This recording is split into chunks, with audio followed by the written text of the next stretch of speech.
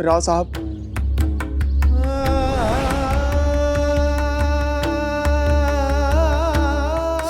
मुझे माफ कर दीजिए राव साहब, मुझसे बहुत बड़ी भूल हो गई राव साहब।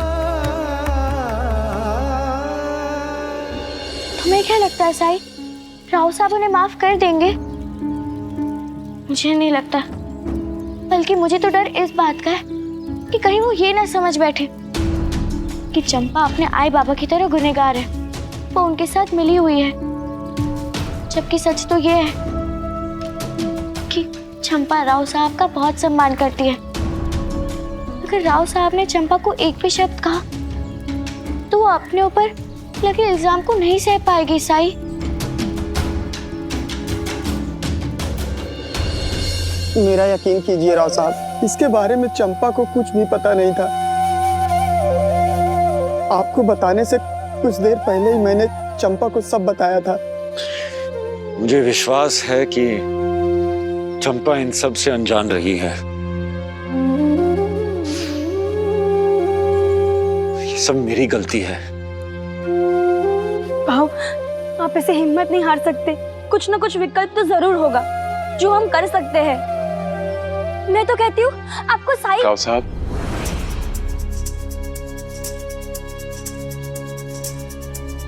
क्या बात है? राव साहब, हमें नहीं लगता हम आपकी नाटक मंडली में और काम कर पाएंगे। पिछले एक हफ्ते से नाटक का एक भी खेल नहीं हुआ है और ना कोई कमाई। और जिस तरह के हालात बने हुए हैं, इन्हें देखकर लगता भी नहीं कि हालात अब बदलने वाले। राव साहब, गांव के लोग बता रहे थे कि जो कोई भी कुलकर्णी सरकार से उलझा है और उनके चंगुल में फंसा है, वो उनके चंगुल से कभी बाहर नहीं आया। ये सच कह रहे हैं राव साहब। पिछले कुछ महीनों से हमारा मेहनताना नहीं मिला है। अगर आप हमारा मेहनताना दे दे तो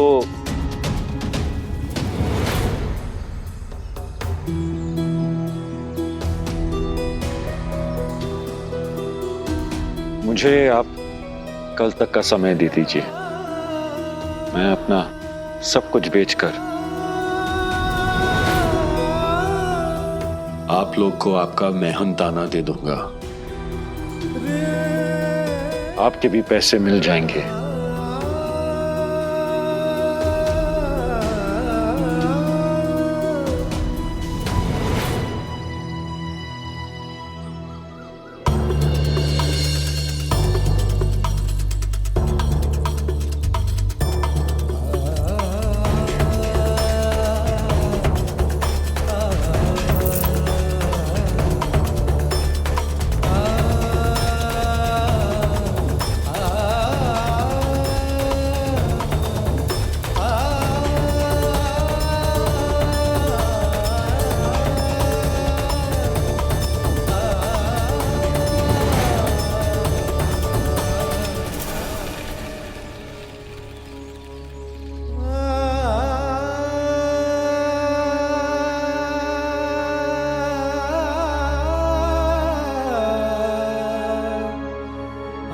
राव साहब,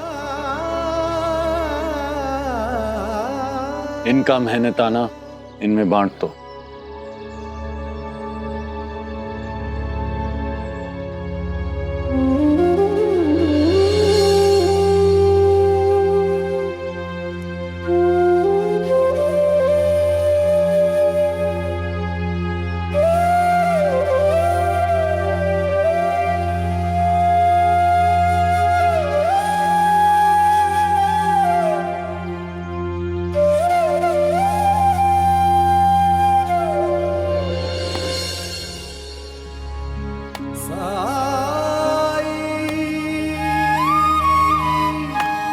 गणपत राव जी,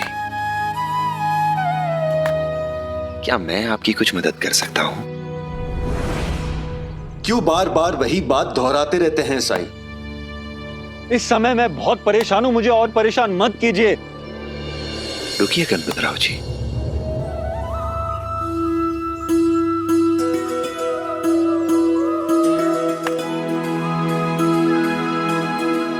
मेरा इरादा आपको तकलीफ पहुंचाने का बिल्कुल नहीं था। मैं तो आपकी मदद करना चाहता था, कुछ देना चाहता था आपको।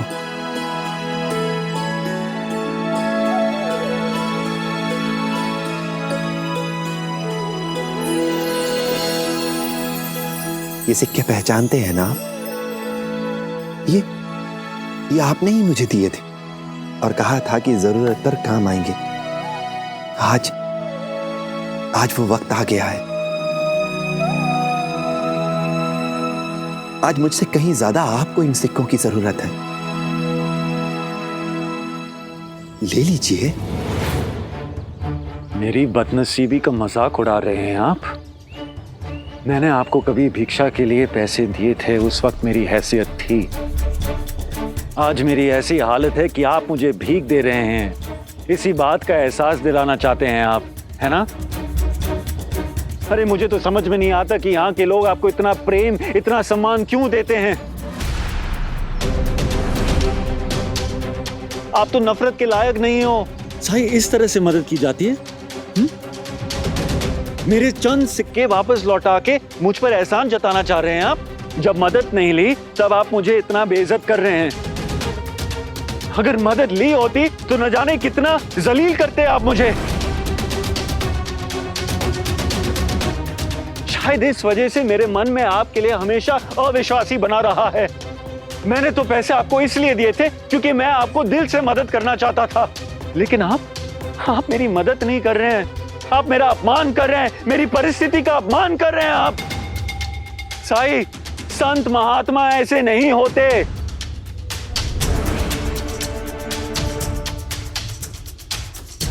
और वो मूर्ख इंसान, वो बलाल पंथ, न जाने कैसे वो आपके झांसे में आ गया। और ये सब लोग जो आप पर भरोसा करते ना, वो आपका असली रूप नहीं जानते। मैं जानता हूं आपका असली रूप।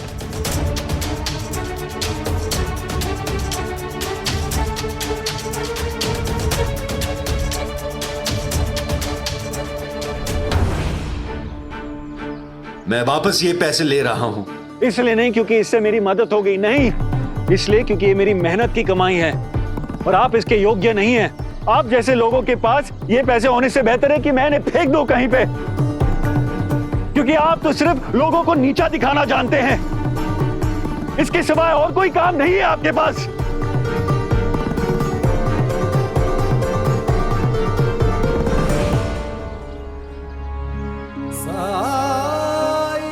मटका अभी भी कच्चा ही है।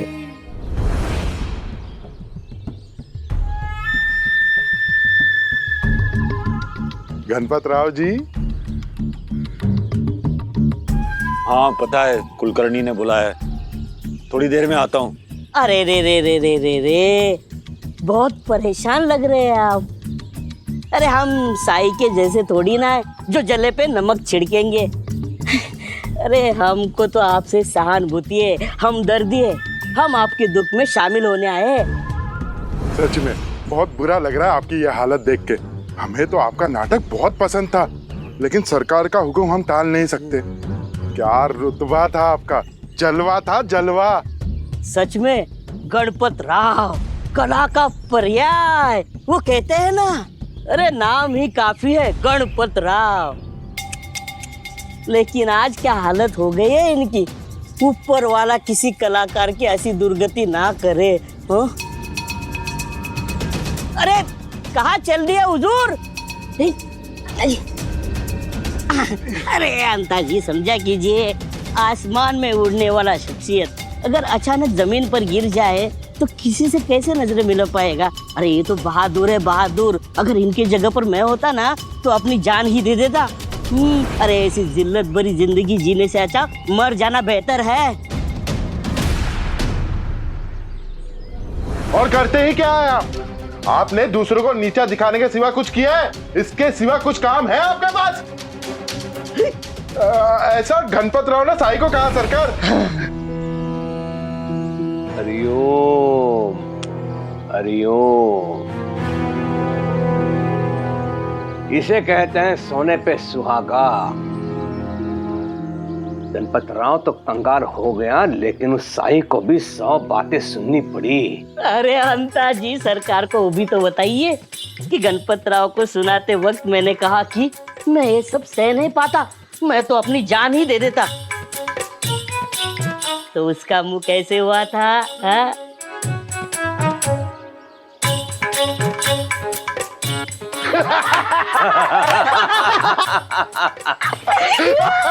अंततः ऊंट पहाड़ के नीचे आ ही गया।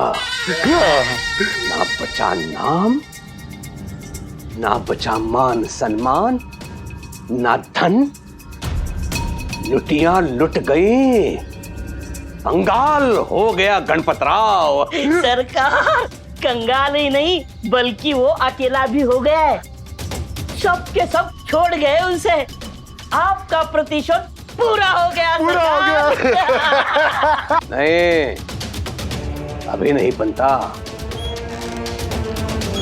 उस गणपतराव ने कई बार मेरा अपमान किया है, तो उसे भी कई बार दुख भुगतना होगा।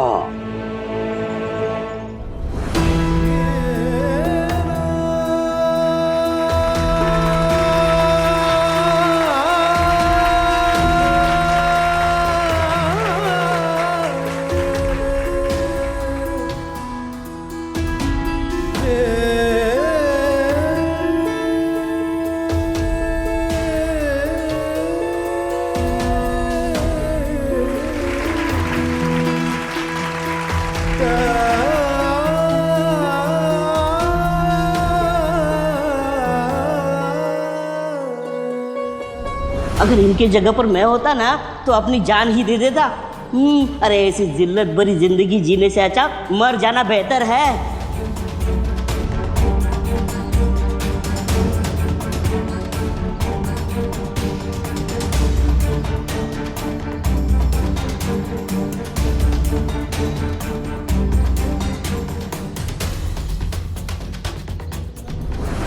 बरसों की मेहनत के बाद मेरे पास मेरे लिए सिर्फ ये है, ये जहर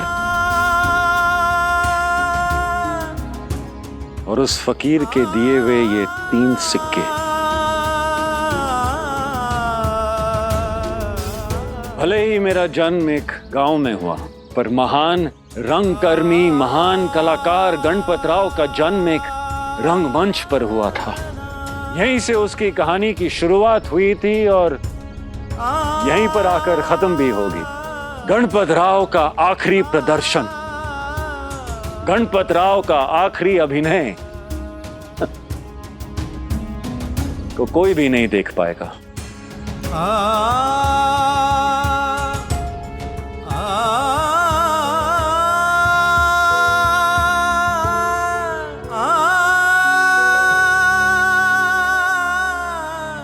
भाइयों और बहनों, आज यहां मेरा सबसे बड़ा नाटक होगा और इस नाटक की कहानी कोई पौराणिक या धार्मिक कथा पर आधारित नहीं है, बल्कि एक सच्ची कहानी पर आधारित है। एक कलाकार की कहानी पर, उसके राजा से रंग बनने की दास्तान।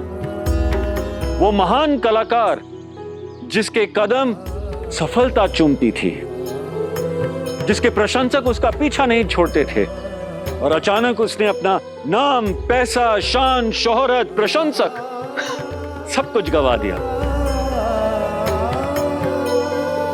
और वो महान कलाकार और कोई नहीं बल्कि मैं गणपतराव हूं, जिसका एक क्षण में ही सब कुछ बर्बाद हो गया। अब यहां से केवल मेरे पास 2 रास्ते हैं, जिंदगी भर की गुलामी या फिर जिंदगी से आजादी।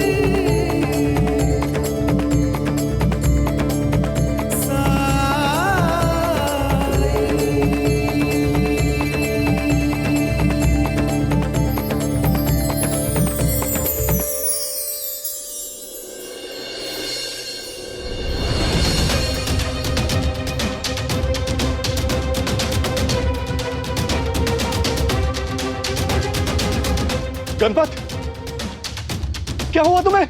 पलाल, पलाल, पलाल।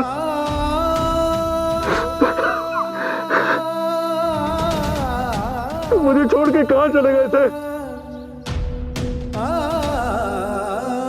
कोई अपने दोस्त के साथ ऐसा कभी करता है क्या? हाँ?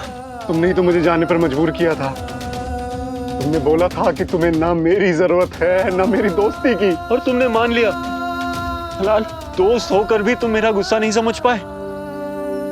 अरे तुमसे बेहतर मुझे मेरे गुस्से को और कौन जानता है, और ये जानते हुए भी तुमने मुझे छोड़ दिया। तुमसे दूर रहकर भी कभी तुमसे दूर नहीं था मैं। हर वक्त तुम्हारी चिंता सताती थी।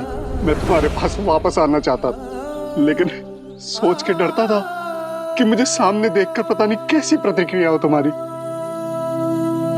लेकिन कल रात मैंने सपने में देखा कि तुम जहर पीकर आत्महत्या कर रहे हो, और इन वक्त पे साईं ने आके तुम्हारी जान बचा ली। उसके बाद मैं खुद को रोक नहीं पाया। गणपत, तुम कुछ बोल क्यों नहीं रहे?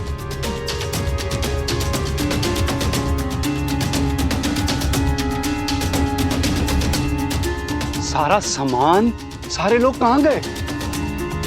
क्या तुमने शिरडी छोड़ के जाने का फैसला ले लिया है?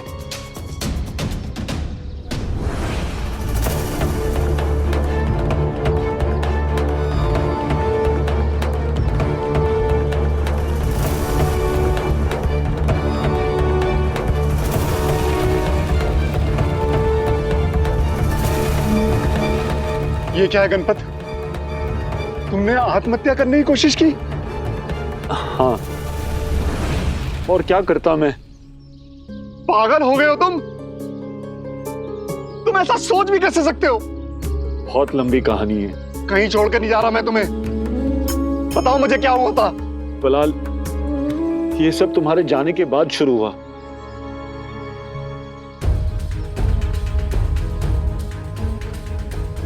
पढ़ तो लीजिए। अभी विश्वास की बात हुई ना, देखिए मेरा विश्वास।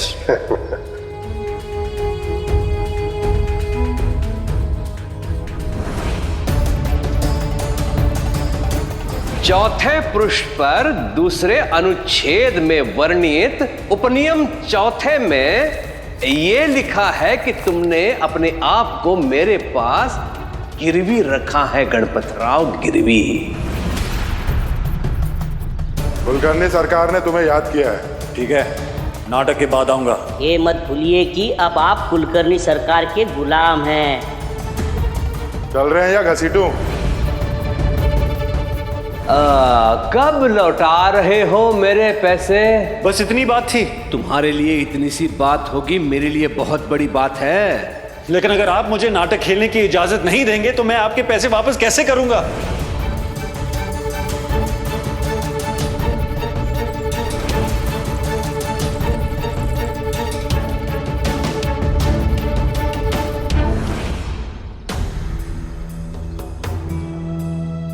मेरी पीठ पीछे इतना सब कुछ हो गया और मुझे खबर देना भी जरूरी नहीं समझा तुमने?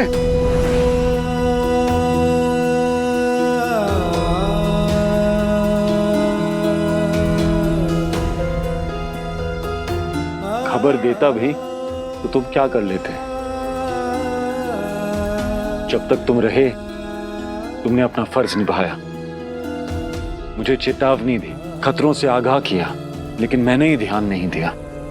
तुम्हारी हर बात को मैंने अनसुनी कर दी, इसलिए उसकी सजा तो मुझे ही भुगतनी होगी ना। जिंदगी भर की गुलामी से बाहर निकलने का ये एकमात्र तरीका, ये एकमात्र विकल्प मुझे लगा, मैंने चुन लिया। ये एकमात्र विकल्प नहीं है, एक और रास्ता था तुम्हारे पास, एक और विकल्प था जो पहले भी था और आज भी है। मेरे साथ साईं के पास चलो, वो मदद जरूर करेंगे। साईं के पास वो मुझे मिले थे, जानते उन्होंने मेरी मदद करने की कैसे कोशिश की? भिक्षा में मैंने उन्हें जो 3 सिक्के दिए थे ना, वही मुझे लौटाकर मुझसे कहा कि मुझे इनकी ज्यादा जरूरत है। कभी नहीं, मैं मर भी जाऊंगा पर उनसे दोबारा नहीं मिलूंगा मैं। तो हमारे पास एक ही विकल्प है, हमें ये गांव छोड़ के भाग जाना चाहिए। क्या भाग जाना चाहिए? कभी नहीं, गणपत राव कभी मैदान छोड़कर भागता नहीं। तो जो तुम अभी आत्महत्या कर रहे थे, क्या वो मैदान छोड़कर भागना नहीं था? समझो मेरे भाई। शायद तुम सही कह रहे हो।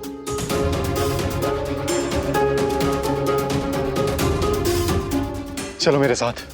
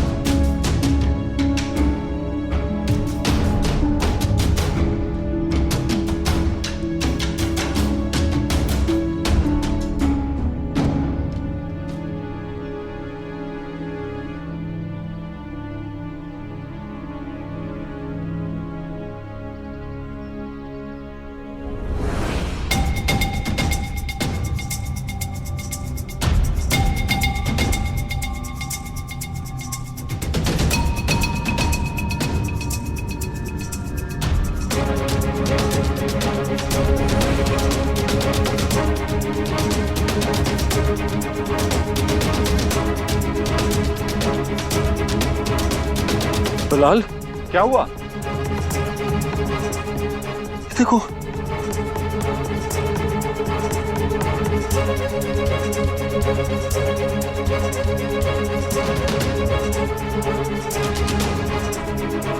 इतने सारे सिक्के ये कहां से आए? पता नहीं, मैंने तो इसमें वही सिक्के डाले थे जो साईं ने मुझे दी। और अब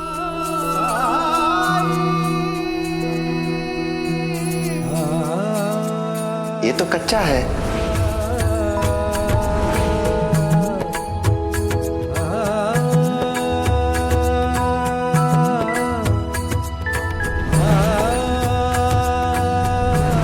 ये लीजिए, जरूरत के वक्त काम आएगा। जरूरत के वक्त काम आएगा। मुझे तो बहुत खुशी हो रही है कि आखिर में आप दोनों ने हमारी बात मान ली। मैंने कुछ नहीं किया राव साहब, वो तो साईं ने हमें रास्ता दिखाया। क्या मैं आपकी कुछ मदद कर सकता हूँ? खुद तो दर दर जाके भिक्षा मांगते फिरते हो, बड़े आए गणपत राव की मदद करने वाले। मेरा इरादा आपको तकलीफ पहुंचाने का बिल्कुल नहीं था। मैं तो आपकी मदद करना चाहता था।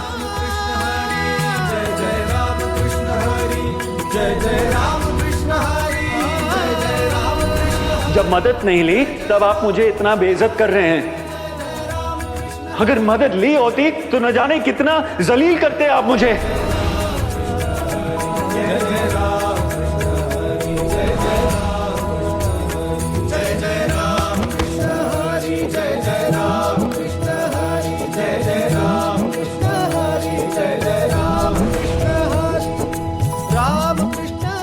तुम सही कह रहे थे, ये सब साईं की कृपा है। ये पैसों का चमत्कार उन्हीं की वजह से है। मतलब वो साईं थे। साईं ही ने मुझे उस जहर से बचाया।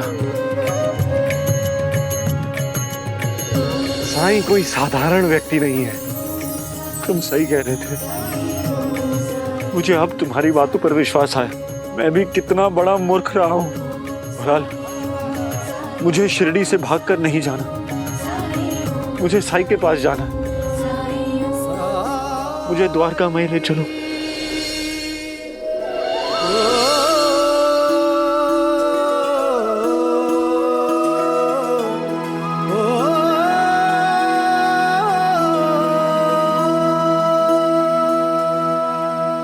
बहुत देर कर दी आने में।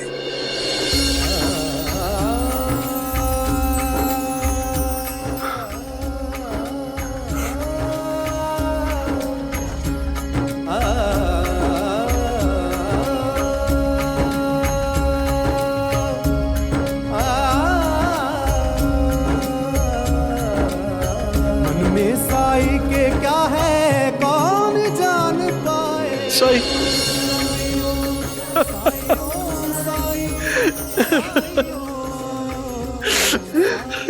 हाँ साई, देर कर दी मैंने आने में, आपको समझने में।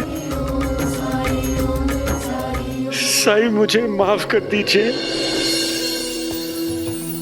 मैं अपने अहंकार में अंधा हो गया,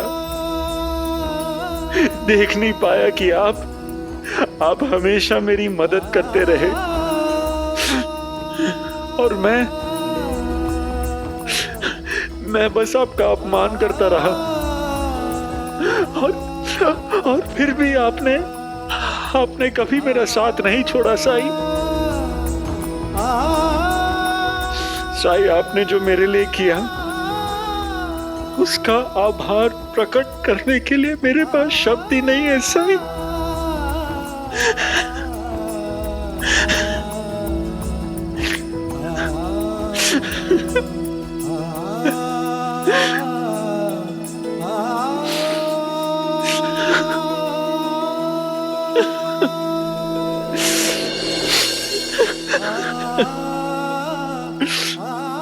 मैंने कुछ नहीं किया है गणपतराव जी, जो कुछ किया है उस मालिक ने किया है। करता भी वही है और कारण भी वही है। इस संसार में हमें जो कुछ भी प्राप्त होता है वो हमारे कर्मों का ही फल है, और इस फल में उसी की मर्जी होती है। पर एक बात कहूं, बहुत कमजोर निकले आप। इतनी जल्दी हार मान ली।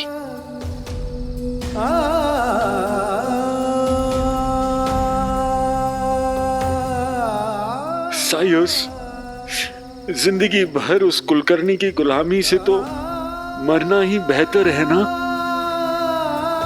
अब आपको किसी की गुलामी करने की जरूरत नहीं है। इन पैसों से कुलकर्णी सरकार का कर्ज अदा करके अपनी आजादी सुनिश्चित कीजिए आप। जी साई। पर जाने से पहले मुझे तुमसे कुछ चाहिए। आदेश करे साई। आदेश नहीं, अनुरोध है। चाहे कुछ भी हो जाए जीवन में कितनी भी तकलीफें, परेशानियां, कितना भी बुरा वक्त क्यों ना आ जाए, पर आप कभी अपने प्राण लेने की कोशिश नहीं करेंगे। इसके बारे में सोचेंगे भी नहीं आप, भले ही जीवन में कोई विकल्प बचे या ना बचे। मैं वादा करता हूं।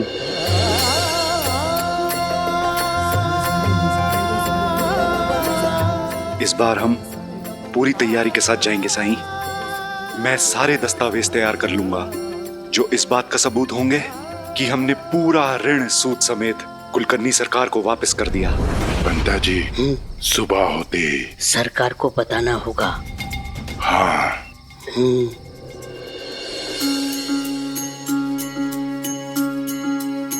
ओ सुख दुख आने जाने हैं और साए, बाबुराए मनवा तेरा लज न जाए। मन में आशा के दीपक बुझने ना पाए, सुबह फिर से आएगी ये रात समझाए। ओ साई ओम साई ओम साई ओम साई ओम साई ओम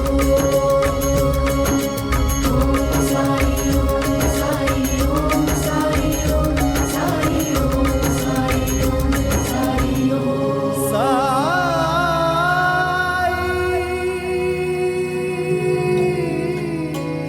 राम जी भला करें।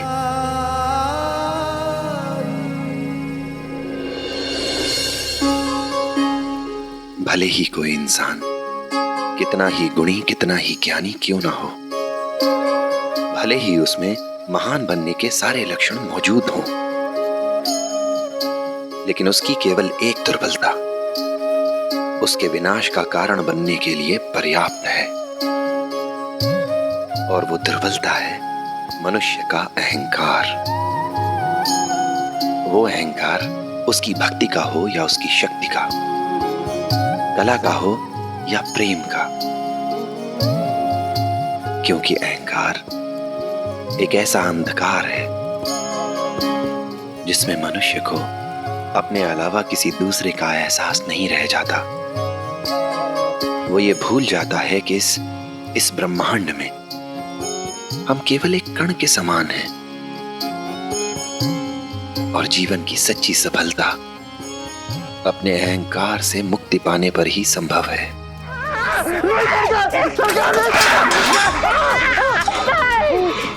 छोड़ूंगा नहीं तुम लोगों को मैं। उसके पास पैसे कहां से आए? ये तो पता नहीं सरकार, लेकिन कल रात को वो उस पाखंडी साई के साथ था और उस पाखंडी साई ने उसे सलाह दी जाकर कर्जा चुका दे।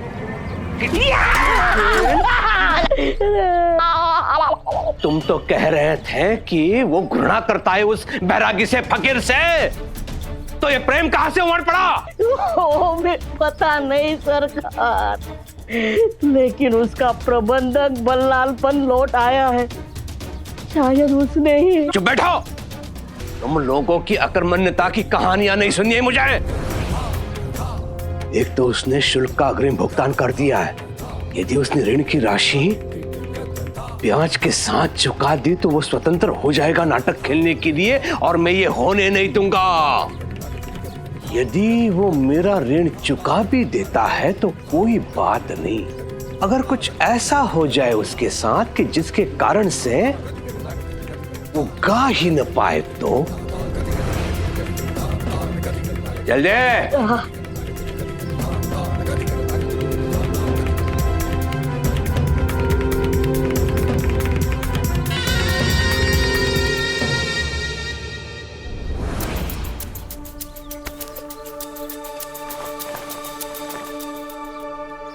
अंता जी, ये जो बादाम लगा हुआ लड्डू है ना, इसमें मैंने सिंदूर मिला दिया है। इसे खाते ही खाने वाले की आवाज जिंदगी भर के लिए खराब हो जाएगी। गाना तो भूल ही जाओ, वो ढंग से बोल भी नहीं पाएगा। आइए आइए राव साहेब, आइए बल्लाड़ पंत, आइए।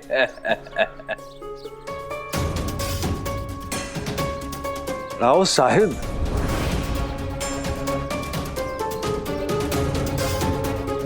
आपके मुंह से ऐसे अल्फाज सुनकर बहुत हैरानी हो रही है मुझे। मैं यहाँ आपका कीमती वक्त बर्बाद करने नहीं आया हूँ और ना ही खुद की खातिरदारी करने। मैं बस आपके उधार के पैसे लौटाने आया हूँ, सूद समेत। अब मैं आपके पैसे लौटाने के बाद अपनी आज़ादी के साथ साथ नाटक खेलने की और गाने की आज़ादी भी हासिल कर रहा हूँ।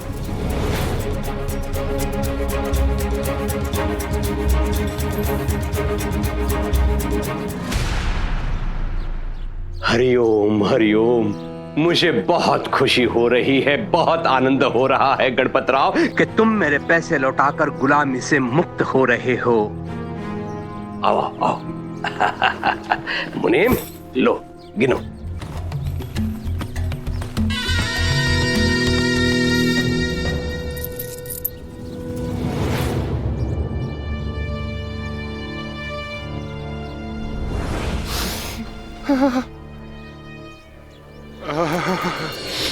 लगता है सरकार के घर आज मेहमान आए हैं।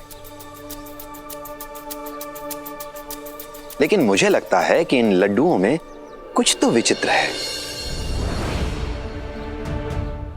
क्या मतलब?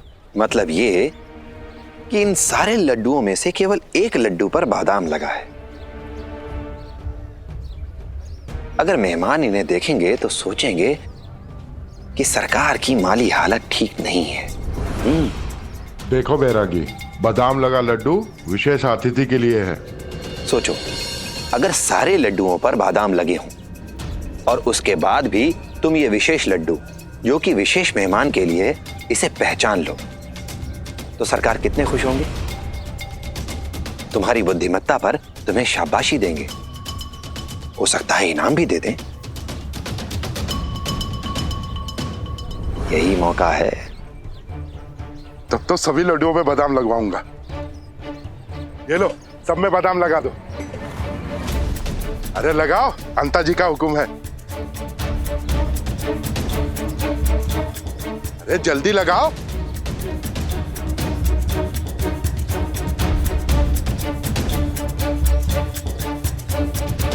सिंदूर वाला लड्डू बीच में है, सिंदूर वाला लड्डू बीच में है।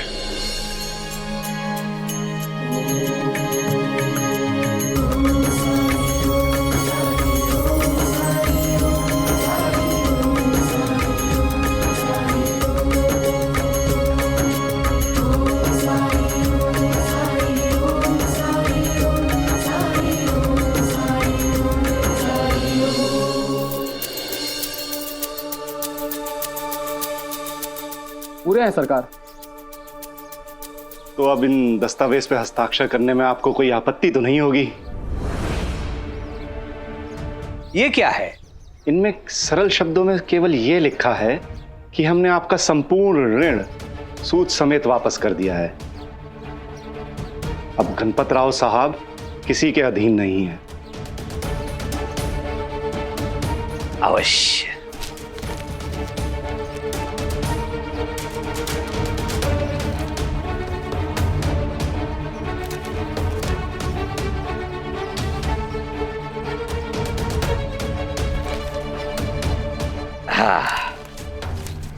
लीजिए। हरिओम हरिओम। एतद् द्वारा मैं ये घोषणा करता हूं कि श्रीमान गणपत राव आज से एक स्वतंत्र व्यक्ति हैं। हरिओम। चलो अब। अरे रुक जाइए, बीती बिसारिए, आगे की सुध लीजिए। कहां जाने की जल्दी है? बैठो, बातें करो। लेकिन सच कहूं गणपत राव, मैं तुमसे नाराज था क्योंकि तुमने मुझे अपमानित किया था। अब जब तुमने मेरे पैसे लौटा दिए हैं तो मुझसे जो भूल हुई है मैं उसे सुधारने के लिए तुम्हारे सामने एक प्रस्ताव रखना चाहता हूं। इसमें भी इसकी कोई ना कोई चाल जरूर होगी। अरे व्यर्थ में तुम दोनों परेशान हो रहे हो, इसमें मेरी कोई चाल नहीं है, केवल मित्रता का हाथ बढ़ा रहा हूं। स्पष्ट कहिए, आप क्या चाहते हैं? गणपत राव, मेरे कुछ मित्र यहाँ काम से आ रहे हैं। वो मेरे सारे मित्र जमींदार हैं, मुखिया है, व्यापारी है। अगर वो तुम्हें गाते हुए सुने तो उनके लिए सौभाग्य की बात होगी। मैंने बहुत बार प्रयास किया तुम्हारी कला से तुम्हें दूर करने का, तुम्हें रोकने का, किंतु इस बार मैं चाहता हूं कि तुम गाओ।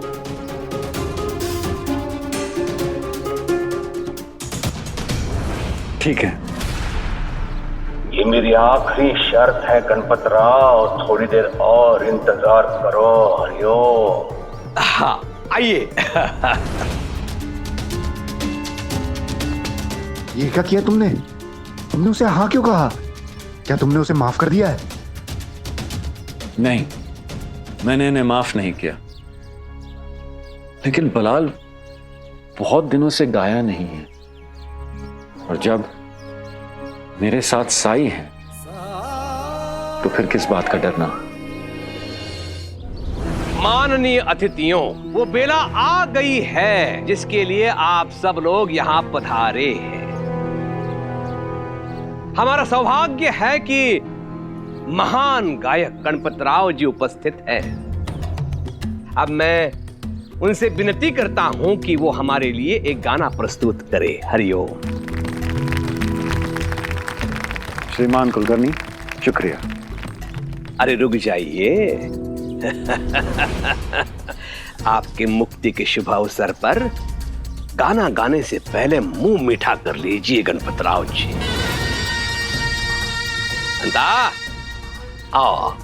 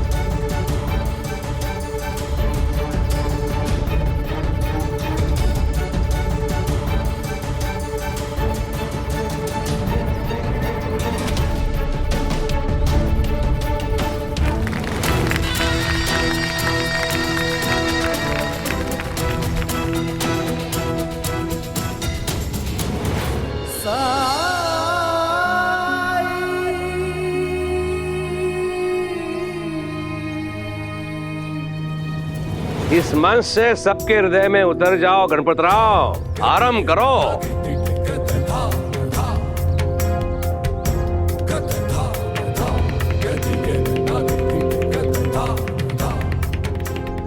आरंभ करो गणपतराव। जैसे है तुम आलाप के लिए मुंह खोलोगे, अंदर से स्वर नहीं बल्कि हवा निकलेगी।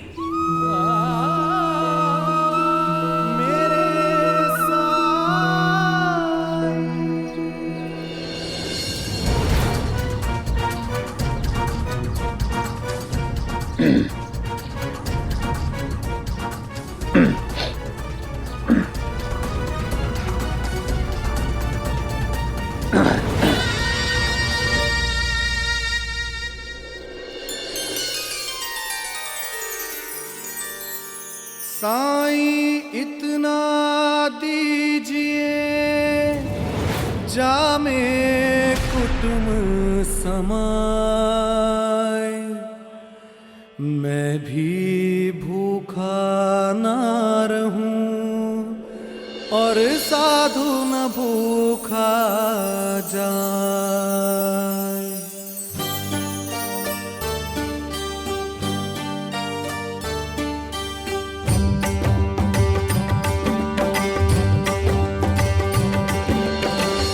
जन्म जन्म से भटक रहा हूँ, राह दिखा दे साईं। जन्म जन्म से भटक रहा हूँ, राह दिखा दे साईं। खंडहर भी तेरी चरण धूल से बनते हैं द्वार कमाई।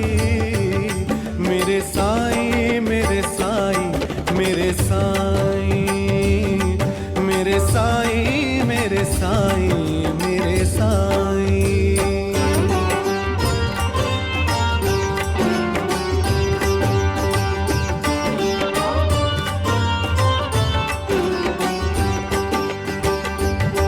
माया बाजार में खोया यूं, खुद को समझ के काया।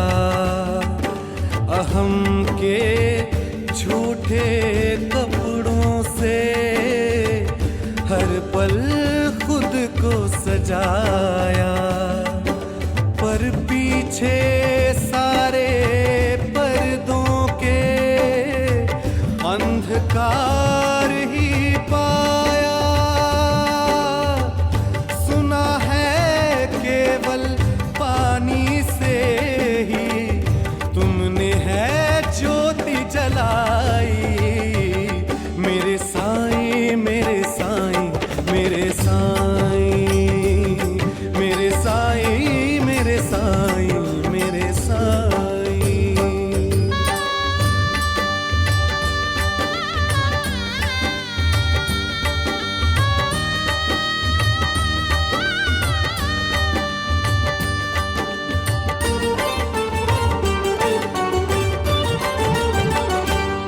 रोग भव का हर दो साईं, दूर ये सारे भरम करो। मैं हार चुका हूँ खुद से ही, साईं मुझ पे रहम करो। अज्ञान बदरिया हट जाए, बस इतना ही करम करो।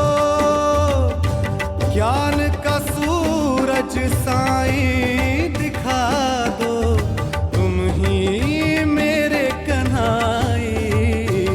मेरे साईं मेरे साईं मेरे साईं, मेरे साईं मेरे साईं मेरे साईं। जन्म जन्म से भटक रहा हूँ, राह दिखा दे साईं। खंडहर भी तेरी चरण धूल से बनते हैं द्वार कमाई।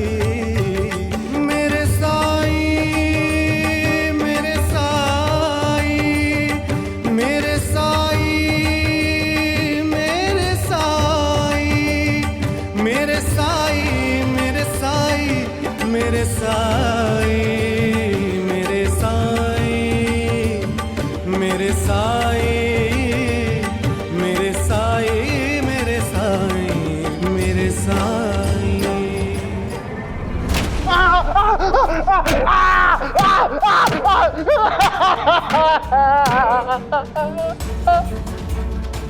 महामूर्ख है तुम, महामूर्ख।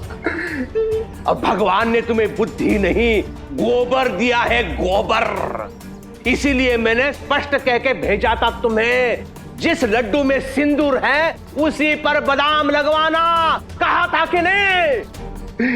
अब देख मैं तेरे कैसे प्राण लेता हूँ।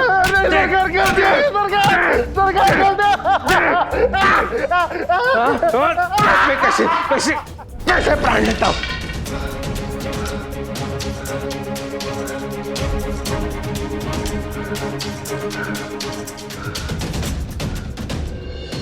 सच तो यह है कि बहुत समय के बाद मुझे साई की महिमा समझ में आई। अब मैं किसी को भी उनकी प्रशंसा करने से नहीं रोकूंगा। आखिरकार ऋण चुकाकर मुझे मेरी आजादी वापस मिल गई, और ये सब साई की वजह से हुआ। और अब मैं एक नई शुरुआत करना चाहता हूं साई। अब शिरडी से जाने का मेरा वक्त आ गया है। भाऊ, आप सच में जा रहे हैं? पर मैं अपनी छोटी बहन को हमेशा याद रखूंगा। तुमसे मिलने जरूर आऊंगा मैं। आप मत जाइए राव साहब, नाटक का मंचन करने में हम सब आपकी मदद करेंगे। नहीं, अभी तुम्हारे पढ़ने लिखने का समय है और मेरा जाने का। लेकिन अब कहाँ जाएंगे? और क्या अब आप नाटक का मंचन बंद कर देंगे? बिल्कुल नहीं। अभी तो जबकि मैंने अपना अभिमान त्याग दिया है, तभी तो कोई भी मुझे कुछ भी करने से नहीं रोक सकता। अभी मेरे समझ में आया कि अभिमान और घमंड कला का काल है। मैं हमेशा अपने घमंड में ही चूर रहा, अपने आप को दूसरों से बेहतर समझता रहा। मेरे गुस्से और मेरी संकी ने हमेशा मुझे गलत निर्णय लेने में मजबूर किया। यहां तक कि मैंने अपने सबसे करीबी दोस्त का अपमान किया और उसे भगा दिया। उसकी निष्ठा की कद्र नहीं की, उसकी कद्र नहीं की। माफ कर देना दोस्त।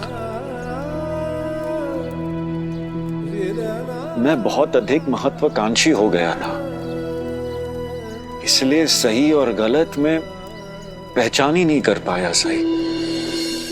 मुझे खुद में सुधार लाने की जरूरत है। मैं कलाकार हूं,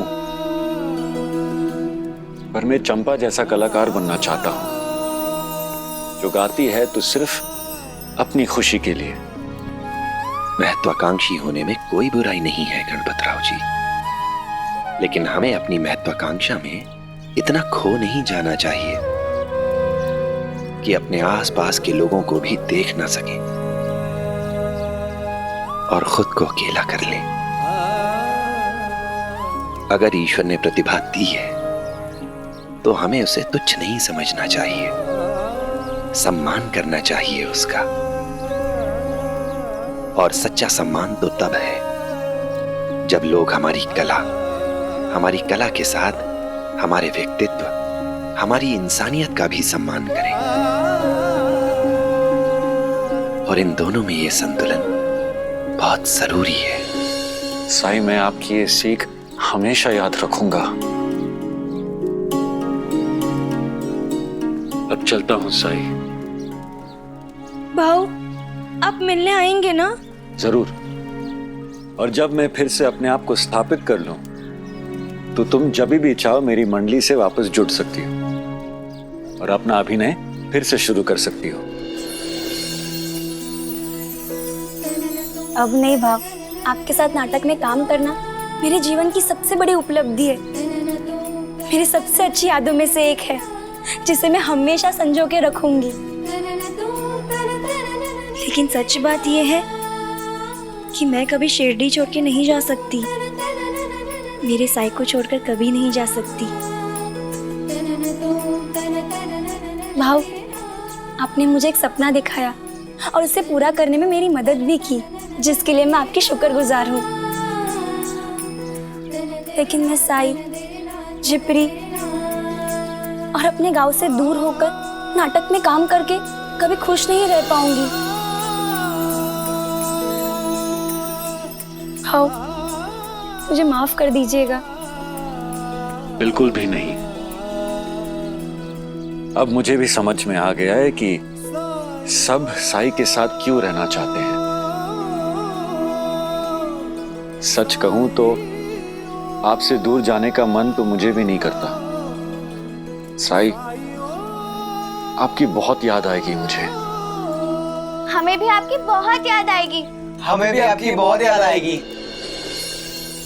मुझे भी आप सब लोगों की बहुत याद आएगी।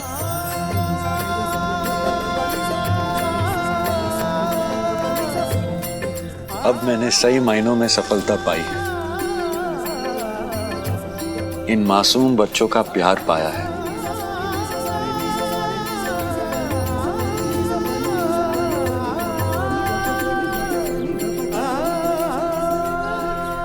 शुक्रिया साई।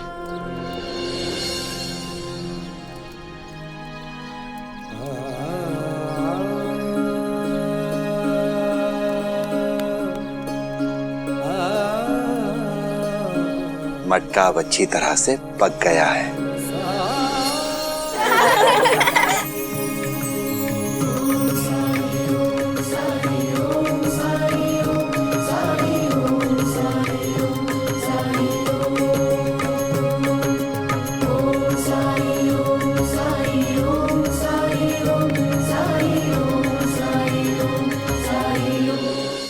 ऐसे और भी मज़ेदार वीडियो के लिए हमारे चैनल को लाइक, शेयर और सब्सक्राइब करें।